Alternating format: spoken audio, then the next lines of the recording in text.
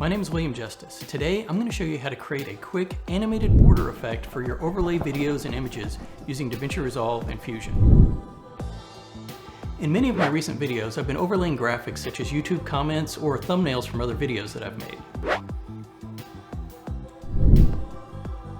In this video I'm going to show you how to animate an overlay clip or an image on your timeline and how to set up an animated border and apply effects to the border to create some really interesting effects. I'm going to briefly cover the keyframe stretcher, which lets you set up your Fusion animations and have the keyframes automatically adjust to match the size of your clips. If you enjoy my videos and you want to see more content about filmmaking and Davinci Resolve, Fusion, and setting up animations, please subscribe to my channel and definitely like this video. If you have any comments or questions, leave them down below and I will get right back to you. I really appreciate everyone's support and I'd love to hear from you. All right, we're going to start with just a simple blue background and take an image, or this can actually be a video clip, and we're going to drag it into the timeline, and that's what we have. So first thing we're going to do is we're going to take the image and resize it. So we're going to click the transform icon here, and that's going to bring up these handles, and we can scale it down and move it around to exactly where we want. And let's put this one up in the upper right hand corner. So my goal is to create a really easy to use animated frame border around a clip and set it up so that it's really easy to customize with images or whatever I want to create interesting effects. I'm going to animate the border, but I also want to be able to animate the image coming on and off of the screen. So the fastest way to do that is using some of the built-in transitions in Davinci Resolve. Let me show you how that works. So what we need to do is click on the effects library and make sure you have video transitions. There's a couple of these that work really well. The blur dissolve does a good job. I'll show you what that one looks like. We'll drag that one in. You can click on it and we'll set the time over here in the inspector. We'll set it to like 9 frames and change the easing in and out. And let's take a look at what that looks like. Another one that I like is the push transition. So we'll scroll down, we'll find push, and we'll drag that right to the beginning. We'll set the time to, we'll do 9 frames, and we'll do the easing in and out. Once we have this set up, we can really easily add it to the other end. Hold the Alt key, click on the transition, and we can just drag it to the very end of the clip. And then we have it slides in, and then let me make this a little bit shorter so we can play with it. It's going to slide in and then slide out. So for this one, what I want to do, I want it to slide up. So we're going to use the push up, and to go away, we're going to use the push down. So it's going to come up from the bottom and slide back down. So the nice thing about this is that we can adjust the size of the clip, we can move it around, and the animation is going to be exactly what we want. Okay, now let's add a frame for the image. Let's check the clip length here and click Fusion at the bottom to get into Fusion. The basic border setup is really simple. I'm sure there's a lot of different ways to do this. What I came up with, it kind of works for me. It's easy to change some of the borders and do some interesting effects and animations. So we're going to use some rectangles for the masking, and that's going to be the borders that we're going to use. First thing we're going to do is put a rectangle mask right around this image, so that's going to enable us to add some rounded corners. So with the Media N1 selected, we're going to add this matte control node right here. And let's add a rectangle mask, and we're going to take the rectangle mask and put it into the garbage matte input of the matte control. And then we're going to invert it. Now you notice the size is not correct, so all we got to do is make the width 1 and the height 1. So that means the rectangle is going to be the exact same size as our image. And you can see here we can just play with the corner radius to make some rounded corners.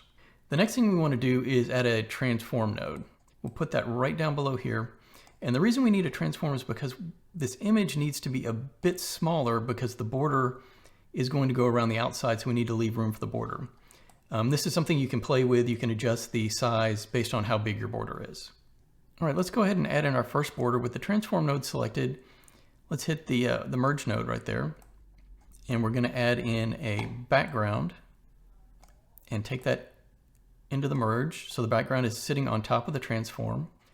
And then we're going to do a mask on the background. And this is what's going to be our border. In the inspector, we're going to uncheck solid, and we're going to increase the border width. So you notice that the border size does not match the size of the image. So what we're going to do is we're going to publish the transform size, and we're going to use that for the size of the rectangle. So with transform selected, right click on size and select publish. And that means that this property is going to be available to use in other nodes. So go back to rectangle 2, and for the width, we're going to right click on it and we're going to say connect to transform one size. And that means that the size is going to match the size of the transform. Let's do the same thing with the height. Right click, connect to, transform one size. So now we have a rectangle that's the exact same size, and as we adjust the transform, the rectangle is going to stay with it, the rectangle border. Now the other thing we wanted to do was add in some border radius. So you can see we got the corner radius here. So what we need to do is connect the corner radius of both of the rectangles so that they can go together. We'll go back to the first rectangle, right click on corner radius and select publish. Go back to the second rectangle, right click on corner radius and say connect to rectangle 1 corner radius. Now they both go together and we don't have that little piece that's outside of the border. So with rectangle 2 selected, let's adjust the border width, make it a little thicker. Let's set the border to white. One of the things you can do to get some separation from the border and the image is to add a little bit of a drop shadow. With the background one selected, we're going to hit Control Space and search for drop shadow. We'll add that in. We'll set the drop distance to 0, and then really you can adjust the blur and the shadow strength. So you can see we have a little bit of a separation there so we can actually see where the border is. So the next thing we're going to do is we're going to add another border right on top of that so that we can create some interesting animation effects. So with merge one selected, we'll go ahead and add in another merge by hitting the merge icon there. So let's add a background here. And for the background color, let's do a vertical gradient. We'll choose a blue and maybe a kind of a purple. And let's put that into merge 2. And all we need to do is we use the same rectangle. So we'll take the rectangle, we'll hit Control C, click off of the node and hit Control V to paste it and drag it into the background mask area. And let's make it a little bit smaller so that we can kind of see the double border there. The corner radius is not connected and the width and the height, they're not connected. So we need to reconnect those. So we uncheck the keyframe icons and let's just reconnect them. Connect to transform one size for the width and the height. Connect to transform one size. And let's do the corner radius. And that's going to be connected to rectangle 1 corner radius. So now that we can move these around in the corner radius. Actually, let's change the color a little bit. Let's make it, let's go with a red and orange so it stands out there. Okay, so let's set up our first border animation. We have rectangle 2 selected. And you notice there's this position and length. This lets us set the length of the border and the position. And you'll notice as we adjust the position, you can see it sliding around.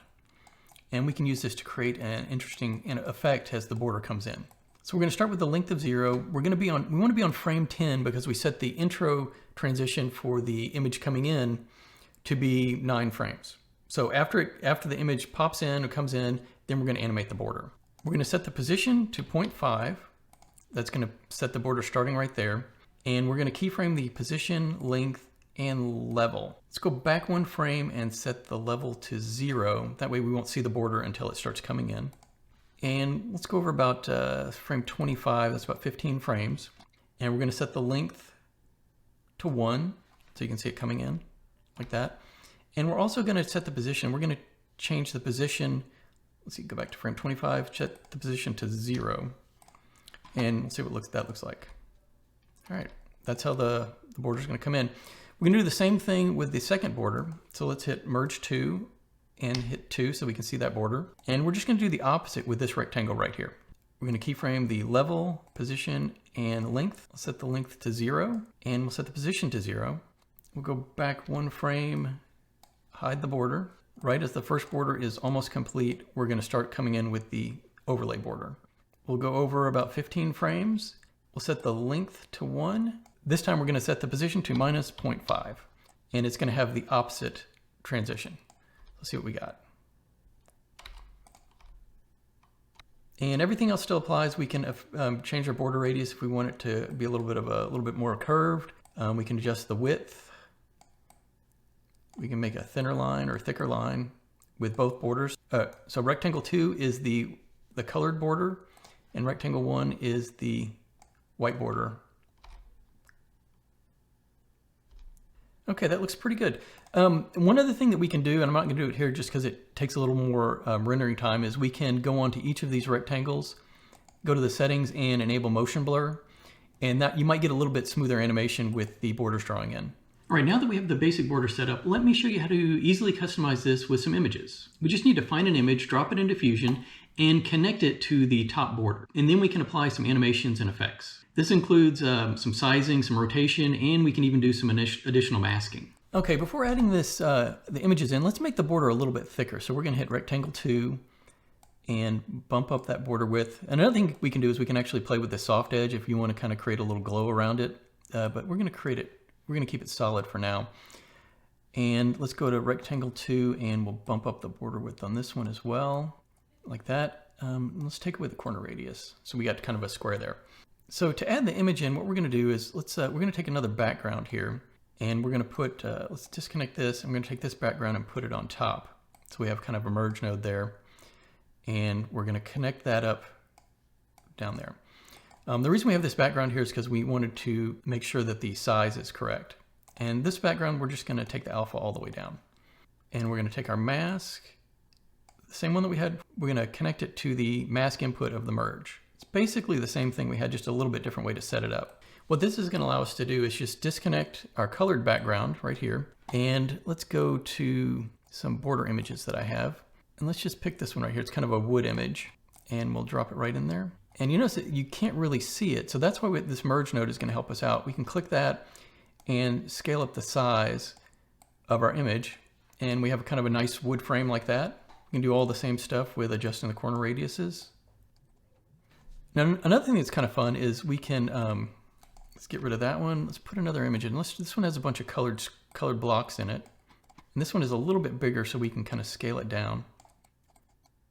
And we can actually apply rotation. So let's go to the very first frame. And for angle, we're going to keyframe angle and go kind of toward the end. And we'll set it to 360 for the rotation. And this is going to have kind of a rotating frame like that. Now, one thing we need to do is adjust the size because as it rotates, it's getting cut. So right like that. And we have a nice, simple little rotating frame. Let's take a look at what that looks like.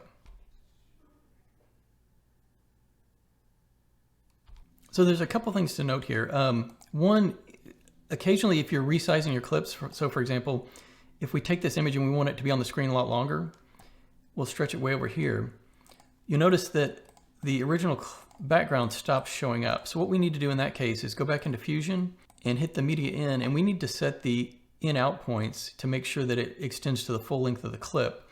The other thing we can do is go to the merge and go to the spline, and we'll hit the merge angle and hit that to see it. And we can get this to repeat and loop. So we just highlight those 2 points and hit this little icon down here to set loop. And that'll make sure that the background is rotating throughout the entire length of the clip that we wanted on the timeline. Okay, let's get rid of this. One more interesting effect we can do is, we'll take this one is here. This one's actually a transparent PNG, and we'll put it in and scale it up real quick, which is big enough. We'll go to the transform and size it down to make sure we have enough room. We can go to the rectangle and increase the size of the border so that it overlaps a bit, which creates an interesting effect. And we'll add a little bit of rounded corner like that. And let's take a look at what we have. All right, now let's try creating a neon border and add in a little bit different type of border animation. Okay, let's delete the mask off of that and remove the dots, and let's connect up the background that we originally started with. Go to the rectangle and let's make it a bit smaller. For this effect, you just need the background to be white. And I guess we'll do a solid color, make it white. And coming out of the merge, we just need to add a soft glow. Hit Control Space and type soft glow. With the soft glow selected, let's go to color scale. And to get a little bit of color, we can just bump down the red scale, and you can adjust the gain and threshold on these to create that effect. Now this one, it looks good when the background is black. So we're going to go back to the first border and set the background to black and go to rectangle 2, and let's bump down the size so that we can kind of see it on that border. Click off of that. So we kind of got our neon, and we can also take this rectangle and adjust the soft edge a little bit to get a little bit more glow. So we can use these colors if we want to try to find some different colors you want. You can adjust the blue and the green and the red to get different looks. Okay, so let's do a real quick animation on this one. We're going to go back to the rectangle here. Let's make the inspector full width by clicking the icon up there. And we're going to remove the keyframing on the level, position, and length by double clicking it. So this one, let's set the length to a little less than half right there. We'll go to about frame 25 and keyframe the level. Go back a few frames and let's set the level to nothing there. Back on frame 25, what we're going to want to do is keyframe the position right here. And we'll go out to maybe frame 150 and we'll set the position to 1. And that's going to get that neon line to kind of chase around the border. Now a neat trick you can do is if you want to duplicate that line, with merge 3 selected, let's add another merge in there. And we'll take the output of the merge 3 and put it into this new merge so that the merge actually has both lines on top of them. And then we can go to, with merge 4 selected, we can flip horizontally and vertically, and there we have 2 lines. You can play with the speed or even the length of these lines. So let's go back to the rectangle and decrease the length a little bit. Let's see what that looks like. So next I wanted to create a kind of a pop-in, pop-out effect. I'm not sure if this can be done with the built-in transitions, so we're going to set this up in Fusion. Okay, so to set up this pop-in, pop-out effect, we're going to remove the transitions that we added to the beginning. So we'll click on that and delete it, and click on that and delete it. And we're going to want to make this clip a lot smaller. Zoom in a bit. Let's set it to about 4 seconds and go back into Fusion. Now to create the effect, all we need to do is, with the merge 2 selected, we're going to add a transform node. We're going to go to the very first frame and keyframe the size, and we're going to set it to 0. Move over about 9 frames and put the size back to 1. Go to the very end of the animation, which is like frame 95. Keyframe the size, and we're going to set that to 0. Go back about 9 frames and put the size back at 1. So it's going to come in, and then when the animation's done, it's going to come out. One of the things I like to do is when it comes in, I like it to pop out a little bit further and then bounce back. We can use the spline editor to do that. We'll hit spline, and we're going to just uncheck everything here except for the transform size. We'll highlight this point, and all we have to do is drag this up, and it's going to go a little bit higher and then bounce back. So you'll see that when it comes in here, it's going to go up and then back. Let's do a little bit more. Okay, there's a couple things we need to be aware of when you have this set up. Is the first, you can't trim the beginning of the animation down like this because that's going to mess up the keyframing, and it's actually going to start further in, and you're going to miss the animation with it coming in. So we're going to reset that. If you need to make adjustments, you can move the clip and adjust where the clip ends. Part of the problem with this setup is that right here, the animation is set to pop out. So if we decide we want this image to be on the screen longer, we can drag it out a little bit, and it's just going to go away. It's not going to be on the screen as long as we want. So we're going to use the key stretcher to fix this. The keyframe stretcher will automatically adjust your keyframe positions as you adjust the length of your clip. Let me show you how you set it up. So to use the keyframe stretcher, we need to kind of just do a little bit of thinking about which parts of the animation need to be stretched. Right here, say around frame 30, the border is fully animated in, the black border, and right around frame 85 is where it starts going out. So we need to stretch everything between like frame 40 and say frame 80 to expand this animation so that it fits and we can adjust the clip. To do that, we just select Transform 2, we hit Control Space, and let's search for the keyframe stretcher. It's pretty simple to do. You really just need to play around with it. It's a little bit quirky, but it gets the job done. So the first part is the start of the clip and the end of the clip. And this is where your animation is. So the animation starts at frame 0 and it ends at frame 95. That was the last frame of our animation. That's telling the stretcher which parts or which segments of the clip need to be stretched. The next part is to say which frames within that range need to be stretched. So we came up with about frame 30 to frame 80. What this means is everything between frame 30 and 80 is going to be stretched out to fit the length of the clip that we have. So now when we see this clip on the timeline, the animation is in the beginning and it goes all the way to the end and pops out. Now, one of the things you'll notice is because the keyframes in the middle have been stretched, the neon lines are going super slow. And the longer this clip gets, the slower they're going to get. So there's another way we can apply the keyframe stretcher. I'm not going to do it, but I'll kind of show you where it is. And this allows you to stretch specific properties. So instead of using it right here, we could actually use it inside the transform. So let's get rid of the keyframe stretcher there and go to the transform. And we need to reset this property.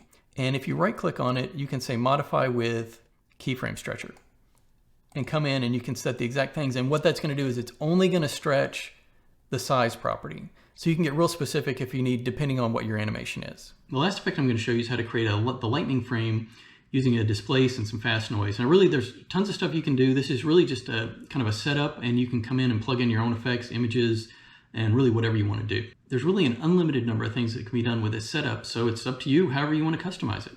Okay, we're back in Fusion here, and this one we're not going to need this second merge, so we'll just get rid of that. So the rectangle, we just need to reset the position and length because we're going to have the border be all the way around. So we'll double click on those to reset those. So with merge 3 selected, we're going to add a displace node, hit Control Space and search for displace. And now we just need to add a fast noise to put into the displace. And could put it into the main input on the displace. And let's go ahead and we'll open up 2 viewers here and put the fast noise on the left. With the fast noise selected, let's bump up the detail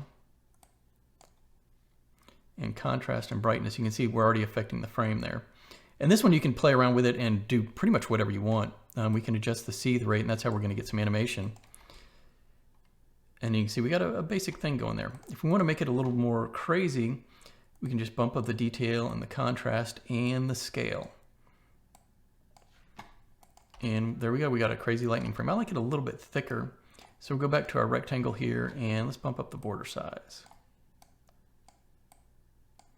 About like that. Back to the fast noise, and we can play with these settings here. And there's our neon lightning border. Now, if we want to apply this to another clip, you can save these settings. I thought about creating a macro out of it, but there's so many different options and things. I think it'd be kind of easier to get in and play with each individual node, at least for now. I may do something with this in the future. So you can highlight all the nodes, right click on it, and let's just turn it into a group. And that whole effect is right inside this group. So once you have the animated frame set up the way you want, it's really easy to apply it to other clips. All we have to do is take a new clip and move it into the timeline. And we can adjust it just like we did before by clicking the transform. And we'll take this one and put it there. And what you do is you go into the first clip, the first Fusion clip, you find the group, and you copy it. Now obviously these could be saved off as a settings file and you could load those in later. Let's go back to edit and find our new image, go into Fusion. With the media in 1 selected, just hit Control V to paste it, and we have the effect added on to the new image, just like that. Okay, so if you want to save this to use later, you can right click on the group and do settings, save as, and then you can save the file wherever you want. After you save the settings Fusion file, to reuse it, all you need to do is open up a new Fusion composition, take that settings file from your desktop and drag it right into the Fusion area, and it'll load up with all the nodes. And all you need to do is connect up the media in and media out. So another option is to place the settings file into the Fusion effects folder. That allows you to open up the effects, find the setting, and drag it right in from within Fusion. What I'll do is I'll leave the path below, and you just need to copy the .settings file to this path. You can actually create your own directories and folders within that for all of your custom animations. I know that this was a long video. I hope you enjoyed it. I hope you at least got a little bit of inspiration and possibly learned something new. Thanks for watching to the end of the video. If you haven't subscribed to my channel, please subscribe and like this video. I really appreciate your support. It helps out making the videos. If you have any comments or questions, leave them down below. I'd like to know what you think about this video and how I set up the animated frames. Thanks for watching.